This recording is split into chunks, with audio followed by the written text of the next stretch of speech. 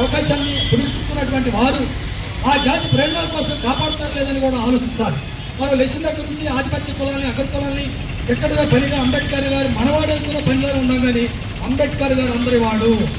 అంబేద్కర్ గారు చెప్పండి, అందరి వాడు అంబేద్కర్ గారు. అంబేద్కర్ ఒక మాట చెప్పండి, అగ్ర కులాలతో పాటు దళిత నిమ్మన జాతి వర్గాలు కూడా ఆ స్థాయికి తీసుకోవాలని ఆయన కోరుకున్నాడు. అంతేగాని పడదోసి మనం వెళ్ళాలని కాదు అని ఉద్దేశం. వారితో పాటు ఈక్వాలిటీ రావాలని కోరుకున్నాడు ఆయన అంబేద్కర్. అందుకని అంబేద్కర్ గారిని కొనియాడేటప్పుడు అంబేద్కర్ గారు చెప్పిన మాటలే చెప్పాలి. కానీ మన అభిప్రాయాలు అంబేద్కర్ గారిని వృద్ధి, మన ఆలోచనలు అంబేద్కర్ గారిని వృద్ధి.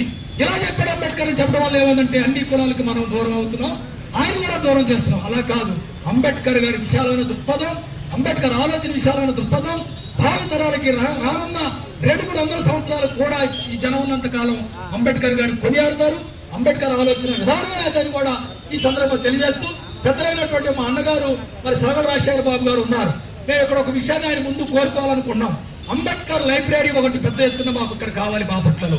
మీరు భూసేకరణ భూ సంస్థ ఆయన చూస్తారు కాబట్టి అసైన్మెంట్ అని ఉంటే ఒక 10 ఎకరాలు 5 ఎకరాలు ఇచ్చి అందులో దాదాపు ఒక 20-30 అడుగుల ఈ విగ్రహం పెట్టడానికి కూడా మీరే కారణం అన్నగారు.